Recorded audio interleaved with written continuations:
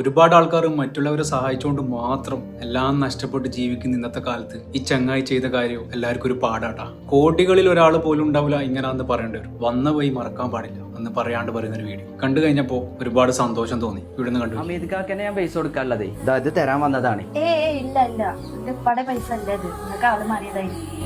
ഇത് വെക്കി, ഇത് നിങ്ങളെ ഉപ്പാന്റെ പൈസ തന്നെയാണ്. എനിക്ക് പോയിട്ട് കുറച്ച് തിരക്കുണ്ട്, എന്നാ പോയി വരാം കേട്ടോ. മോളെ പോവല്ലേ? പോരെ.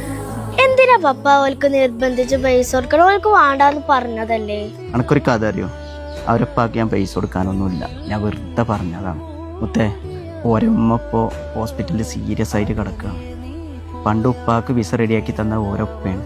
ആ വിസമ്മ പോയി പപ്പക്ക് നല്ലൊരു ജോലിയായി. അതുകൊണ്ടാണ് നമ്മളിപ്പോൾ ഈ നിലയിൽ നിൽക്കുന്നത്. നമുക്ക് വീടുണ്ടാക്കിയത്, അനക്ക് സൈക്കിള് വാങ്ങിയത്, എൻ്റെ കുട്ടികൾക്ക് നല്ലൊരു സ്കൂള്, ഇവരെ ഈ ഉപ്പാൻ്റെ ഒരു ഇതുകൊണ്ട് മാത്രം.